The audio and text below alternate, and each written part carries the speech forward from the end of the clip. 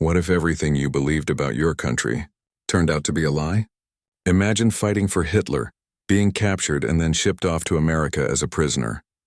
You expect punishment, starvation, humiliation, but instead, you step into a world where the very Germans your leaders mocked are living richer, freer, and stronger lives than you ever dreamed of. This is the shocking story of German POWs in America, where Nazi pride shattered, and the truth hit harder than any battlefield defeat. It was 1944.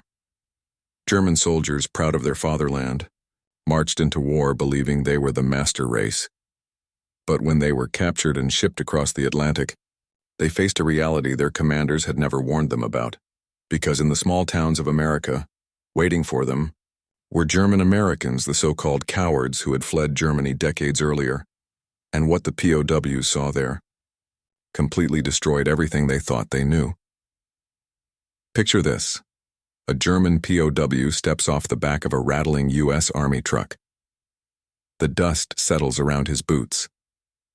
His hands are bound loosely, his uniform torn from weeks of marching. He lifts his head expecting barbed wire, barking guards, and the cold cruelty of captivity. But instead, his eyes freeze. Across the dirt road lined up neatly are mailboxes, each one painted with names he knows by heart: Müller, Hoffman, Schneider, Schmidt, names that echo with the rhythm of home. For a moment, he thinks he's hallucinating. Could it be? Has he somehow been sent back to a village in Bavaria? But no, this place is different. The homes are larger, built with strong wooden beams and painted bright white. The farms stretch for miles. Endless golden fields swaying under the sun. Tractors rumble across the soil, machines so modern and powerful that they look like something out of a fantasy compared to the horse-drawn plows he left behind in Germany. And then the true shock sinks, and these aren't poor immigrants, scraping by in a foreign land as the Nazi leaders had always claimed. These men, these families with German names, are landowners, businessmen and farmers commanding empires of corn and wheat. They have refrigerators humming in their kitchens, radios buzzing with music, and barns stacked with food. Their children run barefoot across wide porches, laughing freely, wearing clothes cleaner and newer than his own soldier's uniform. The POW's chest tightens. In Germany, his family huddles in basements while bombs rain from the sky. They eat stale bread when they can find it, trade belongings for potatoes, and sleep in fear of the next air raid siren. His younger brother is probably digging through rubble in Berlin. His mother, praying, clutching photographs of sons sent to the front, and yet here, across the ocean, Germans, his own blood, live as though the war is nothing more than a headline in a distant newspaper. The humiliation cuts deeper than any wound from battle. For years, the Nazi regime had pumped lies into their ears. Those who left Germany are traitors. They are weak. They are cowards who fled the fatherland to avoid struggle. But standing here, staring at wealth beyond anything he had known, he realizes the bitter truth. The cowards are stronger than he ever was. They built a life that even Hitler's Reich could not offer its most loyal soldiers. The guards order the POWs to march down the road. He stumbles forward, but his eyes can't stop scanning the scene. Every detail feels like an insult to everything he believed. Well-fed families waving from their porches, plates of steaming food glimpsed through open kitchen windows, German folk songs played on gramophones, mixed with American jazz. It is both familiar and alien, and with every step, his pride fractures further. As the prisoners are led past the fields, the POW notices a farmer standing tall beside his tractor. The man's face is weathered, his hair silver, but his eyes shine with confidence. He speaks English to the guards but curses under his breath in perfect German when the machine sputters. This is no weakling. This is no coward. This is a man who walked away from Germany, carved out a life in freedom, and now commands land that stretches further than the POW can see. The German soldier's mind reels. How will he write to his family? What can he tell them? That America is stronger, richer, freer than the Reich ever admitted. That the so-called traitors who fled generations ago now live better than the men who stayed loyal? No letter could capture this humiliation. No words could erase the gnawing truth. The world he believed in, the world he fought for, was built on lies. And as he marches deeper into this strange land of abundance, a thought creeps into his mind, more terrifying than the possibility of never seeing home again. What if the enemy is not who I thought it was? What if the real betrayal was believing the Führer in the first place? The German prisoners had been told a simple story. America is weak, America is chaotic, America is corrupt. Their commanders swore it. Their propaganda drilled it into their heads. They were the chosen men of the Reich, the iron fist of Hitler's empire, marching to shape the future of the world. And yet, here they stood, surrounded by a truth so powerful it burned through every lie. Instead of collapsing farms and starving workers, the POWs were ordered to labor in fields that stretched endlessly, owned by families whose names carried the weight of their homeland. Schneider, Becker, Müller. But these weren't the desperate refugees the Nazis had described. No, these were farmers, who ruled over land so vast that a single harvest here could feed entire German towns. Their barns were filled to the rafters with grain. Their kitchens smelled of fresh bread, milk, and meat sizzling in pans. Their tractors gleamed in the sun, machines the prisoners had never even seen before. The shock was unbearable. They were supposed to be the victors, the chosen soldiers of the master race. And yet the men they were now serving, these so-called traitors who had abandoned Germany generations ago, lived with a wealth and dignity that mocked every speech the Reich had ever delivered. Imagine the humiliation. Soldier who had fought through mud and blood in France now found himself bent over rows of American corn, sweating under a farmer's watchful eye. That farmer, his hands calloused but strong, spoke German with an accent colored by English words, and yet his authority was undeniable. He didn't need a uniform. He didn't need a gun. He had land. He had freedom. And to the prisoner, that was more powerful than any military medal pinned to his chest. The POWs exchanged glances, silent but knowing. How could this be? Hadn't they been told that Germans abroad were weak? That they had sold their souls to a corrupt system? But the evidence was right there in front of them. Children ran across yards with full stomachs and bright eyes. Wives carried baskets overflowing with fresh vegetables and fruit. Even the dogs were well fed, tails wagging as if mocking the half-starved soldiers who once thought themselves superior. One prisoner muttered under his breath, "If this is weakness, then what is strength?" No one dared answer, because deep down each of them felt the same shame. At night, lying on thin camp mattresses, the whispers grew. "What do we tell our families back home?" One asked. "That the men who left Germany are kings here? That we, the so-called warriors of the Reich, are servants on their land?" No one wanted to admit it, but every day chipped away at their pride.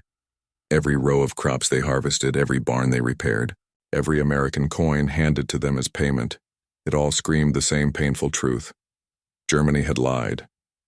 The greatest insult wasn't just that America was strong, it was that Germans, men who shared their blood, their names, their songs, had built this strength after walking away from the Reich. The Reich had promised glory, but delivered rubble and starvation. Meanwhile, across the ocean, these traitors had found freedom, and with it, prosperity beyond imagination. The POWs couldn't stop thinking about it. Each sunrise on those massive farms felt like a spotlight on their failure, a daily reminder that the empire they had bled for was nothing but smoke and ashes compared to the reality they were forced to serve. And the cruelest irony? The more they worked, the more they saw that these German Americans hadn't lost their culture at all. They spoke German around the dinner table, sang old songs, and kept traditions alive, without barbed wire, without secret police, without fear. Everything the Reich had claimed to protect, these families had preserved better, in freedom. For the POWs, it was unbearable. They had been soldiers of Hitler's grand vision. But here in America, they learned the most humiliating lesson of all. The so-called traitors were living better, freer, and stronger than the master race could ever hope to be. Then came the dinners. Picture this. A prisoner of war, dirty from the fields, marches into a farmhouse expecting cold bread and water. Instead, he's led to a long wooden table that groans under the weight of steaming sausages. Tangy sauerkraut, roasted chicken, and golden pies still warm from the oven.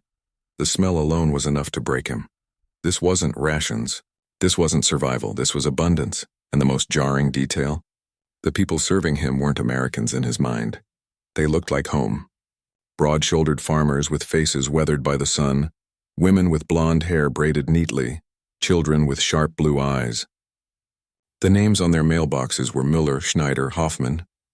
The songs they hummed in the kitchen were the same ones his grandmother used to sing. It felt as if he had stepped into a German village, only bigger, richer, freer. The families spoke in broken German, their words laced with English but still recognizable. They laughed about old traditions, joked about recipes their ancestors had carried across the Atlantic, and told stories of the old country with nostalgia but not regret. And then came the unthinkable.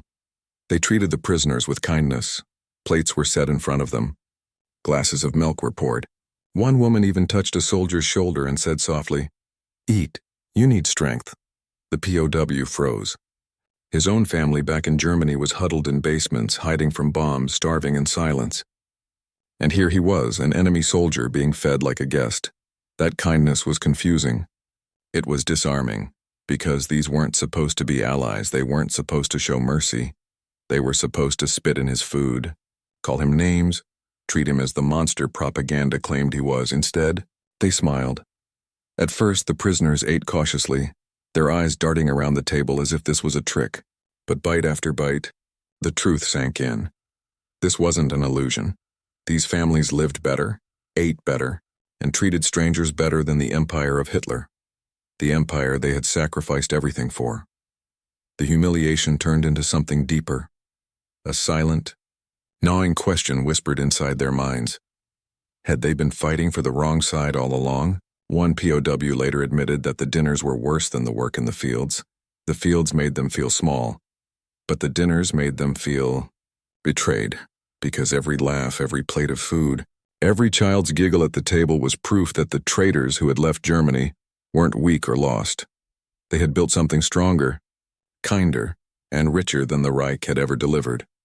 The prisoners would return to their barracks at night, full from meals that felt more like feasts, and they would lie awake staring at the ceiling. Some whispered in the dark, "What do we tell our families?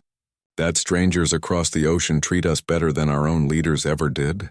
The shame was unbearable, not because they were prisoners, but because they realized the empire they had bled for was nothing but lies. The Reich promised glory, but glory was here, in freedom, on American soil, carried by German names that had chosen liberty over loyalty to a tyrant. For many POWs, the dinners were the breaking point. They weren't just meals, they were lessons, and the lesson was brutal. The so-called enemies had built a better Germany, without Hitler, and then came the cruelest irony of all. The prisoners had finally let their guard down at those dinner tables. The food, the laughter, the broken German, it had softened them. For a moment they forgot they were enemies, but then the truth landed like a thunderclap. As they sat chewing sausages and sauerkraut, someone mentioned a son. "My boy is with the 101st Airborne." Another mother spoke proudly of her 2 sons fighting in Europe. And yet another farmer nodded quietly, saying his oldest had landed in France after D-Day. The POWs froze. The fork stopped halfway to their lips. Suddenly the room felt colder. It hit them. The very families who were feeding them with kindness had sons who were pointing rifles at their brothers, their comrades, maybe even at them. Imagine the shock. You're being served fresh pie by a smiling German-American woman, while her own son is somewhere in the mud of Normandy, shooting at men who share your uniform. It was a contradiction so sharp it cut through their pride. For years, Nazi propaganda had screamed that German Americans were traitors, cowards who abandoned their blood. And yet here they were, prosperous, generous, strong. Their children weren't weak. Their children weren't slaves to foreigners. Their children were soldiers, fighting and winning against the Reich itself. To the POWs, it was unbearable humiliation. One prisoner later recalled how the laughter around those tables felt almost mocking. Not because the families meant it that way, but because every kind word, every plate of food reminded him of a bitter truth. The traitors had built a better life. Their children had become warriors of freedom, not servants of tyranny. And what about his own family? Back in Germany, his little sister hid in basements. His mother queued for hours to buy stale bread, and his father had long ago been drafted to fight a hopeless war. Here in America, German Americans sang songs, drove tractors, and sent their children to college after the war. In Germany, the Reich promised glory but delivered rubble. The cruelest irony was this. While German POWs sat in American kitchens, eating food that reminded them of home, their brothers were being cut down on European battlefields by the very sons of the people feeding them. How do you process that? How do you swallow food when the hand serving it belongs to a family whose son may have just killed your best friend at the front? The silence at those dinners was heavy. Some POWs couldn't look their hosts in the eyes. Others forced polite smiles, hiding the storm inside. But that storm only grew stronger, because in that moment the illusion of Nazi superiority shattered. The Reich had told them they were the chosen, the masters of Europe, the future of the world. But across the ocean, these so-called traitors had built a world where freedom produced soldiers just as strong, lives just as rich, and families far more secure. It was a paradox too cruel to ignore. The enemy fed them, better than their leaders ever had. The enemy's children fought harder than their brothers, and the enemy's kindness hurt more than any battlefield defeat. For many German POWs, this contradiction burned itself into memory. Years later, they admitted it wasn't the Allied bombs that broke their faith in the Reich. It wasn't hunger, it wasn't defeat. It was the dinners, the laughter, the cruel irony that the traitors had become stronger, freer, and more human than the empire of Hitler ever allowed them to be. Slowly, the truth sank in. It didn't happen overnight. At first, the POWs resisted the thought, clinging to their pride like drowning men clutching driftwood. They told themselves it was temporary, that this comfort was fake, that America was masking its weakness. That's what they had been taught to believe. But the evidence surrounded them like a storm they couldn't escape. Day after day, they worked on farms with machines they'd never seen before, giant tractors that did the work of dozens of men, barns filled with food that would have been unthinkable back home, refrigerators buzzing quietly with cold drinks while their families in Germany boiled grass just to fill their stomachs. At night, they returned to barracks with full bellies. In the distance, they saw small towns glowing with electric lights, neon signs flickering, cars cruising past, while their own cities back home were smoldering ruins. Slowly, the poison of Nazi propaganda began to wear off. They had been told America was weak, a land of chaos and corruption. But here was a land where children laughed freely in the streets, where churches stood untouched by bombs, where food was not rationed but abundant, where German names were not erased but proudly carved into storefronts and farm gates. They had been told America was starving, but their captors gave them meat, butter, bread, and milk without hesitation. In Germany, entire families fought over potato peels in the ashes of bombed-out kitchens. They had been told that the Germans who had left the fatherland were traitors, who abandoned their culture. But sitting in American dining rooms, they realized something horrifying. These families hadn't lost their culture at all. They had preserved it, songs, recipes, traditions, while adding something more: freedom, wealth, dignity. The contradiction was unbearable. And so, in hushed tones, in the shadows of barracks after lights out, whispers began, whispers of the dangerous truth. They lied to us. One prisoner scribbled the words in a letter, careful not to be caught. Another told his bunkmate that his host family lived better than any officer in the Reich. A third stared at the ceiling one night and muttered, "If this is weakness, I don't want to see strength." Letters made their way back across the Atlantic, smuggled in careful language to wives, sisters, and mothers. They didn't describe military secrets, they described food, houses, tractors, radios. They described German Americans who owned more than entire German villages. They described kindness that no propaganda could explain away. "America is stronger than we ever imagined," one letter confessed. Another whispered, "They lied to us." To the Nazi censors, these were just words on paper, but to the families who received them, they were dynamite. They spread from mouth to mouth, rumor to rumor. And soon, in war-torn Germany, people began to ask questions that could not be silenced. If America was weak, why were their prisoners eating better than their children? If the Reich was destined to win, why did it fear these truths leaking back home? For the POWs, the realization was like watching a wall collapse in slow motion. With every day in America, another brick of propaganda fell. What was left standing was raw, undeniable, and humiliating. The Reich had built its empire on lies, and freedom, mocked as weakness, was the true source of strength. When the war ended, thousands of German POWs boarded ships back to Europe. But they weren't the same men who had once marched proudly under the swastika. They had crossed an ocean as conquerors who became captives. And they were returning as witnesses. Witnesses to something their leaders had sworn did not exist. They had seen democracy in action, not the chaos they were warned about, not the weakness, but a system where ordinary people lived without fear, where families built wealth without stealing it, where voices weren't silenced by secret police, and where strength was measured not in parades or propaganda, but in tractors, radios, businesses, and freedom itself. They had witnessed prosperity, not through terror but through liberty. They saw farms with more food than entire German cities. They saw electricity in every home, cars in every driveway, schools filled with children who would never know the sound of bombs. And the truth lodged itself deep in their bones. This was not weakness, this was real power. Some POWs spoke of it openly. Others only whispered, afraid of what would happen if they admitted that America, the enemy, had shown them a better life than Hitler ever could. But the seed was planted. When they stepped back onto German soil, they found their homeland in ruins. Cities reduced to rubble, families scattered, children orphaned. The 1,000-year Reich had lasted barely 12 years, and left behind only ashes. And in that devastation, these men carried something precious, memory. They remembered the dinners at long wooden tables, where traitors served them kindness instead of hatred. They remembered the contradiction of German-American families who lived richer, freer lives than Nazi officers ever dreamed of. They remembered the cruel irony of children fighting in Europe against them, while their parents poured them milk and placed fresh bread in their hands.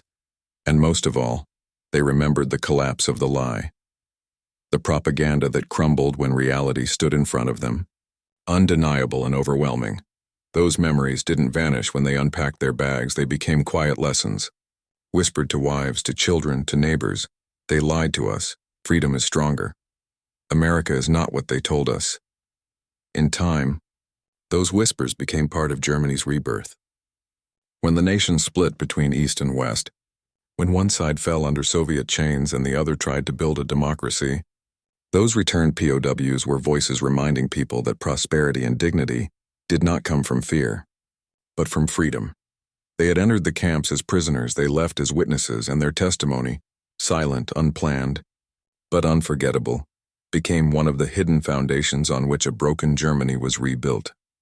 The greatest irony of all, the Reich sent its soldiers across the ocean to conquer the world. Instead, America conquered them with food, with kindness, and with a truth so powerful it outlived the war itself. The Nazis had promised them glory, but across the ocean they found the real truth, that the so-called cowards who fled Germany had built something greater than the Reich ever could. And the proud soldiers of Hitler's empire were forced to face the most painful realization of all, that freedom, not tyranny, was the true source of power. History is full of ironies, but few are as shocking as this one.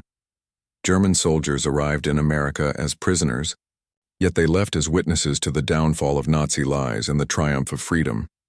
If stories like this fascinate you, make sure to subscribe, hit the like button, and share this video. Because history isn't just about the past, it's about the truths we still need to face today.